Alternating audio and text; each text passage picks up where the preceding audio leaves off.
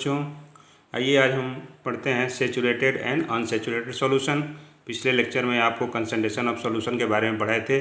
आज हम उस सॉल्यूशन के टाइप्स के बारे में पढ़ेंगे कि सैचुरेटेड एंड अनसैचुरेटेड सॉल्यूशन क्या होता है।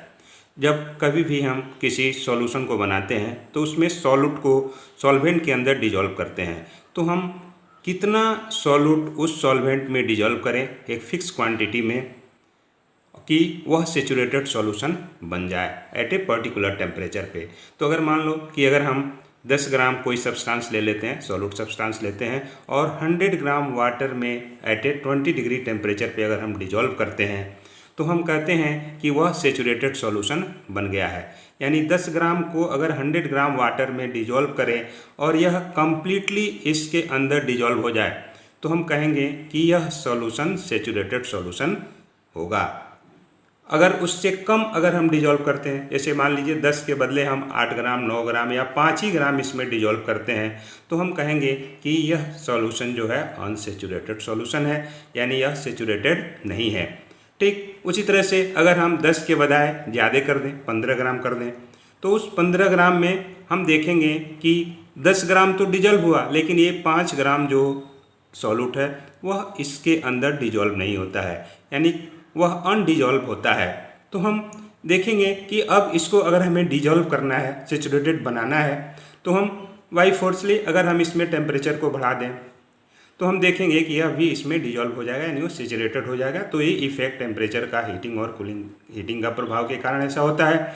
जैसे मान लीजिए कि हमें अगर भूख लगी है और 5 रोटी अगर हमें दी जाती है तो हम पूर्ण रूप से हमारी भूख मिट सकती है। तो अगर 5 के बदले अगर 5 रोटी में अगर हमारी भूख मिट जाती है तो हम कहेंगे कि हम क्या हो गए, सैचुरेटेड हो गए। अगर उससे आधी रोटी या 1 रोटी या 2 रोटी कम अगर हमको मिलती है, यानी हम क्या है उस समय अनसैचुरेटेड कहलाएंगे। तो इस तरह से सैचुरेटेड और अनसैचुरेटेड सॉल्यूशन के कंसेप्ट को आप समझ सकते हैं। तो आइए हम जानते हैं एक एक करके दोनों को डिफाइन करें। अनसैचुरेटेड सॉल्यूशन क्या है? तो unsaturated solution in which one which contains less amount of solute than required to make it saturated.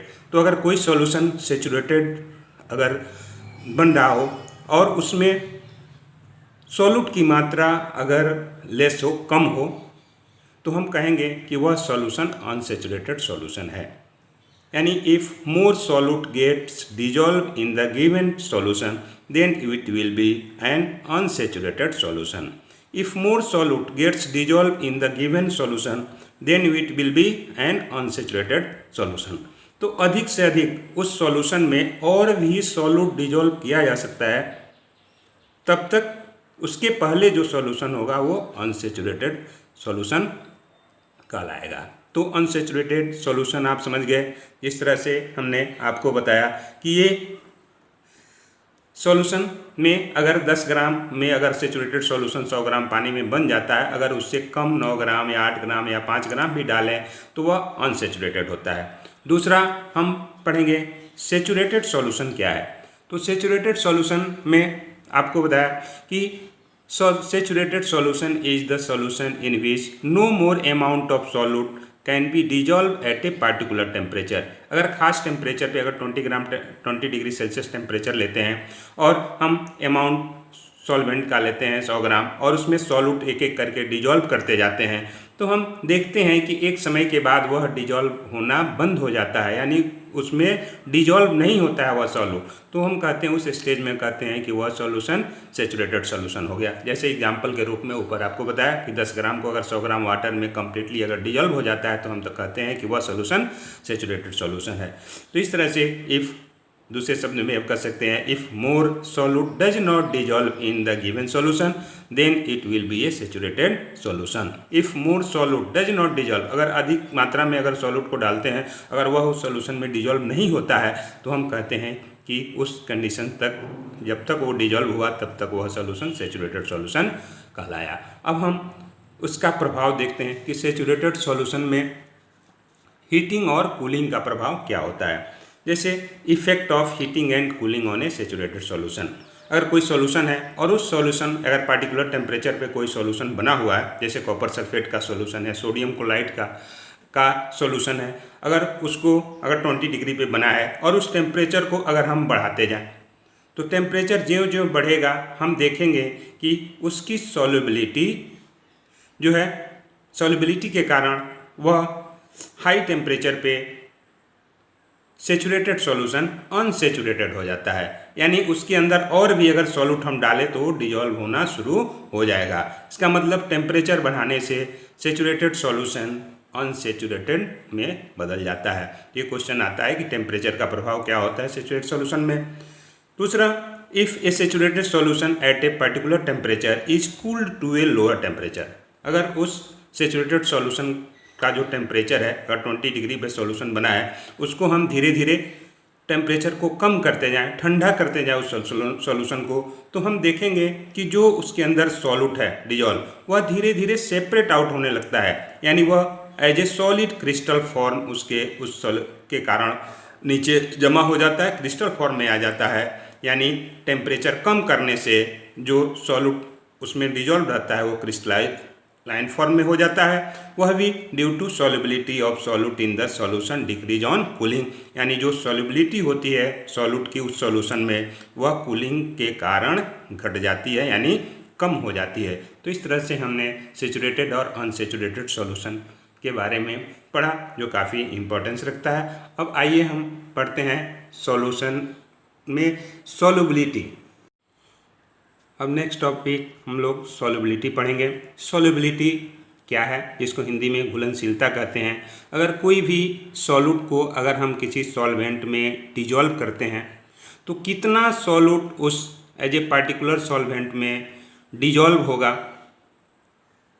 Her solute का जो भी सब्सटेंस होता है, सोडियम क्लोराइड है, कॉपर सल्फेट है, वाटर है, ग्लूकोज है, शुगर है, तो जो भी सॉल्युबल सब्सटेंस होंगे सबकी अलग अलग सॉल्युबिलिटी होती है अलग अलग टेम्परेचर पे। तो हम सॉल्युबिलिटी को डिफाइन कर सकते हैं, यानी the maximum amount of solute which can be dissolve in 100 gram of water eight A given temperature is the solubility of that solute in water. यानी मैक्सिमम अमाउंट ऑफ सॉल्यूट, अगर कोई भी जैसे सोडियम क्लोराइड है, copper sulphate है, glucose है, sugar है, अगर उसको हम डिजॉल्व करें तो वह मैक्सिमम अमाउंट सॉल्यूट जो 100 ग्राम वाटर में एट ए गिवन टेम्परेचर पे डिजॉल्व हो जाए, वह जो मात्र क्वांटिटी होती है वही solubility of that solute in water, उस पानी में उसकी सॉल्युबिलिटी कहलाती है।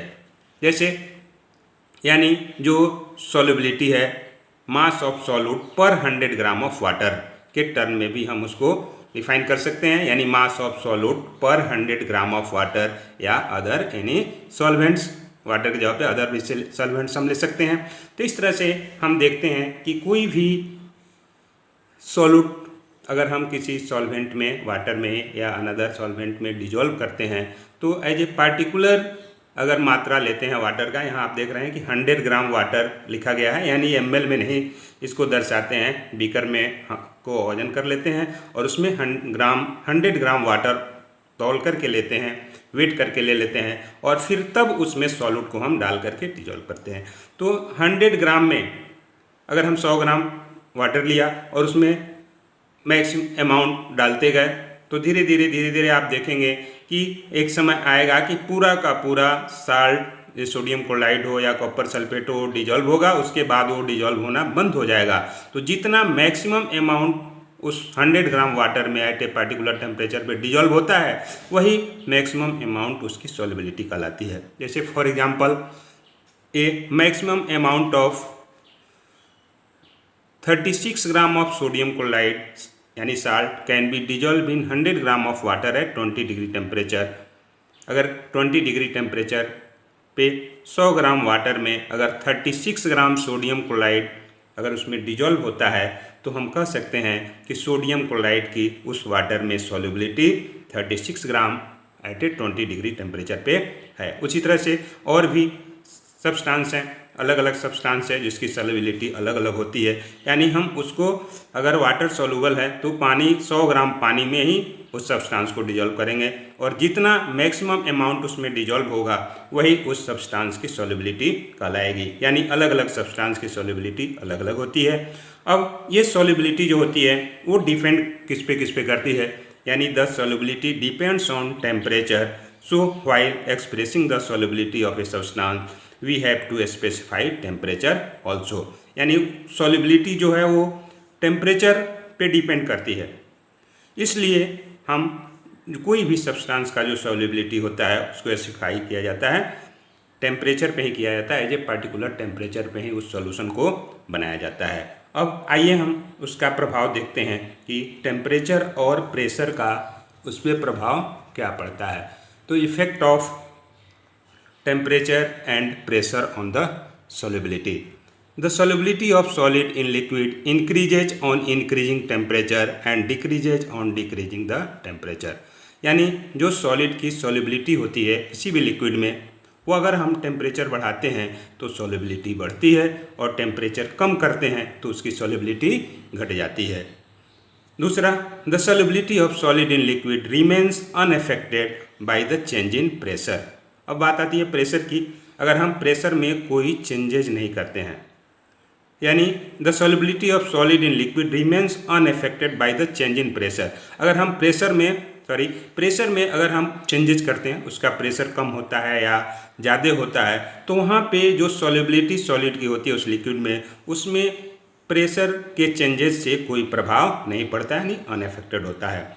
तीसरा, the solubility of gases in liquid, gas में जो सॉल्युबिलिटी होती है लिक्विड में, गैस अगर हम डिजोल्व करते हैं तो डिक्रीज ऑन इंक्रीजिंग टेम्परेचर, तो वहाँ पे टेम्परेचर बढ़ाएंगे तो घटेगा सॉल्युबिलिटी, और इंक्रीज ऑन डिक्रीजिंग टेम्परेचर, और सॉल्युबिलिटी बढ़ेगा कब, जब हम टेम्परेचर को कम करेंगे। तो ये case solubility of gas in liquid के केस में होता है। जैसे कार्बन डाइऑक्साइड गैस को अगर हम किसी लिक्विड में, सोडा वाटर जैसे होता है, उसमें अगर डिजोल्व करते हैं तो वहाँ पे ये सॉल्युबिलिटी जो है टेम्परेचर का प्रभाव आपको इस तरह से देखा जाता है। चौथा प्रभाव है the solubility of gas in liquid increases on increasing pressure. अब इस टेम्परेचर के मैंने देखा कि टेम्परेचर बढ़ता है तो वहाँ पे डिक्रीज करता है सॉल्युबिलिटी, और टेम्परेचर कम होता है तो वहाँ पे सॉल्युबिलिटी इंक्रीज करता है। ठीक उसी तरह से प्रेशर में क्या होता है कि solubility of gas in liquid increase on increasing pressure, यानी बढ़ाएंगे प्रेशर तो उसकी सॉल्युबिलिटी बढ़ेगी।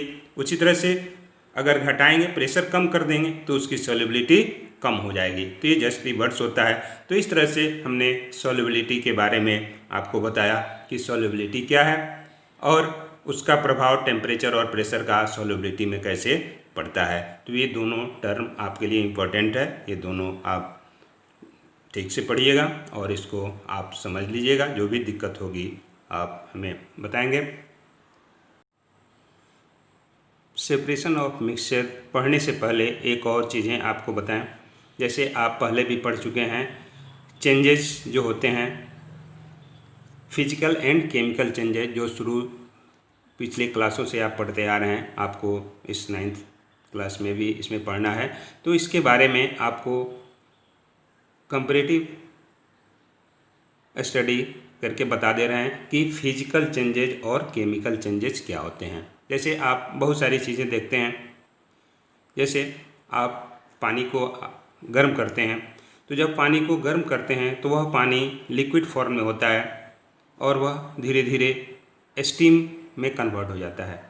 जब 100 डिग्री टेम्परेचर पे स्टीम में होता है, फिर उसको हम कूल्ड करते हैं तो फिर वो आइस में कन्वर्ट हो जाता है। तो हम कुछ चीज़ें ऐसी होती हैं जो अगर उसे रिएक्शन कराते हैं, जैसे हाइड्रोजन गैस है, ऑक्सीजन गैस है, दोनों को हम गर्म इलेक्ट्रिसिटी प्रोड्यूस कराते हैं तो वह वाटर का फॉर्मेशन कर लेता है, यानी नया सब्सटेंस बन जाता है। तो इस तरह से हम देखते हैं कि कुछ चीज़ें ऐसी होती हैं जिसमें न्यू सब्सटेंस नहीं बनता है, और कुछ चीज़ें ऐसी होती हैं जो नया फॉर्म उसका हो जाता है। जैसे हम दूध से दही में कन्वर्ट कर लेते हैं तो वह कम्प्लीटली चेंज हो जाता है। हम चाहें कि फिर दही को दूध में कन्वर्ट करें तो वो नहीं हो पाएगा। इस तरह से ऐसी चेंजेस केमिकल चेंजेस कहलाते हैं। जैसे लोहे में जंग का लगना, लोहे में जंग लग जाता है, रस्टिंग ऑफ आयरन, तो उस कंडीशंस में आप चाहें कि फिर जो रस्ट है उससे हम आयरन में कन्वर्ट कर लें तो नहीं होगा। यानी नए सब्सटेंस का फॉर्मेशन हो जाता है। तो आइए हम दोनों का कंपैरेटिव स्टडी देखें। फिजिकल चेंजेज में no new substance is form, यहाँ पे नए सब्सटेंस नहीं बनते हैं, और केमिकल चेंजेज में ये न्यू सब्सटेंस इज फॉर्म, नया सब्सटेंस बन जाता है, जैसे दूध से दही में कन्वर्ट हो जाना। उसी तरह से जैसे आप देखते हो कि मेल्टिंग ऑफ आइस, आइस को अगर हम मेल्ट कर दें तो वहाँ पे आइस मेल्ट होकर के वाटर में कन्वर्ट हो जाता है। It is a temporary change, यह जो चेंज होता है फिजिकल चेंजेस, ये टेम्प्रोरी चेंज होता है। जैसे आइस मेल्ट हुआ, वाटर में कन्वर्ट हो गया, और उस वाटर को फिर हम हीट कर दिए, उस वाटर को फिर हम कूल्ड कर दिए, तो वह कूल्ड होकर के फिर किसमें, आइस में कन्वर्ट हो गया। इसका मतलब वो भी टेम्प्रोरी चेंजेज होता है। It is a permanent change, और केमिकल चेंज परमानेंट चेंज होता है। जैसे हम मिल्क है, मिल्क को कर्ड में कन्वर्ट किए तो मिल्क कम्प्लीटली कर्ड में कन्वर्ट हो जाता है, यानी वो परमानेंट चेंजेज होता है। कुकिंग ऑफ फूड, भोजन को अगर हम बनाते हैं, चावल को बनाते हैं या सब्जी बनाते हैं तो कम्प्लीटली चेंज हो जाता है। इस तरह से यह permanent changes, chemical changes permanent change होता है। इट इज़ ईजिली रिवर्सिबल, यानी यह रिवर्सिबल होता है। जैसे हमने वाटर को आइस में कन्वर्ट किया, फिर आइस को वाटर में कन्वर्ट कर सकते हैं, तो ये ईजिली रिवर्सिबल होता है। और chemical changes usually irreversible, chemical changes irreversible होता है, यानी वह रिवर्सिबल नहीं होता है। अगर दूध से हम दही में कन्वर्ट कर दिए और चाहें कि फिर दही से हम दूध में कन्वर्ट कर दें तो ऐसा नहीं होता है। तो केमिकल चेंजेस इरिवर्सिबल चेंजेज होते हैं। फिजिकल चेंजेज में बहुत ही लिटिल हीट यानी या लाइट एनर्जी एब्जॉर्ब या रिलीज होती है, वही केमिकल चेंजेज में लॉट ऑफ हीट और लाइट एनर्जी एब्जॉर्ब या गिवन आउट होता है। यानी इसमें जो केमिकल चेंजेज है उसमें हीट और लाइट एब्जॉर्ब या गिवन आउट होता है, वही फिजिकल चेंजेज में नहीं होता है। Next, the mass of a substance does not alter, यानी जो मास होते हैं वो अल्टर, यानी उसमें कोई किसी तरह के परिवर्तन नहीं होते हैं फिजिकल चेंजेज में, और वही the mass of substance does alter, यानी ये मास सब्सटेंस जो है वो अल्टर हो जाते हैं। तो हम एग्जांपल के तौर में फिजिकल चेंजेज में melting of ice, freezing of water, boiling of water, glowing of an electric bulb, bulb को जब हम जलता है बल्ब तो ऑफ करते हैं तो बुझ जाता है, ऑन करते हैं तो फिर चालू हो जाता है। Breaking of a glass tubular, glass tubular को अगर हम तोड़ दें तो हम चाहें कि फिर उस ग्लास ट्यूबलर को बना लें तो फिर गला करके ग्लास ट्यूबलर बन सकता है। मेल्टिंग ऑफ वैक्स, यानी जो वैक्स है, मोम है, अगर पिघल जाए, पिघला हुआ मोम है, फिर हम चाहें कि उसको वैक्स बना लें तो आप बना सकते हैं। फॉर्मेशन ऑफ क्लाउड्स, बादल का बनना। कटिंग और टीयरिंग ऑफ पेपर, पेपर को अगर हम काट दें या फाड़ दें फिर उसको गला करके पेपर बना सकते हैं। Dissolving common salt in water, पानी में नमक को अगर हम घोल देते हैं तो वह घुल जाता है, फिर उसको हम चाहें कि अलग अलग कर लें तो हम उसको सेपरेट कर सकते हैं। तो इस तरह से फिजिकल चेंजेस के एग्जांपल हैं। कुछ केमिकल चेंजेस में भी rusting of iron, burning of magnesium, magnesium को जलाते हैं, मैग्नीशियम ऑक्साइड बन जाता है, न्यू सब्सटेंस बन जाता है। ठीक, कर्ड फ्रॉम मिल्क, मिल्क से दही का बनना। Cooking of food, burning of paper, paper को जला दें तो पेपर फिर वो पेपर जो है फिर जल जाएगा और जलने के बाद से राख बन जाता है, फिर पेपर नहीं बन सकता उससे। रेपनिंग ऑफ फ्रूट्स, फल का पकना। Decomposition of water, digestion of food, ये सारे केमिकल चेंजेस के एग्जांपल्स हैं। तो इस तरह से हमने फिजिकल और केमिकल चेंजेस भी आपको बताया। अब एक इम्पॉर्टेंट चीज़ इसमें सेपरेशन ऑफ मिक्सचर का मेथड्स पढ़ना है, जो एक एक करके आपको डिटेल अगले लेक्चर में आपको बताएंगे।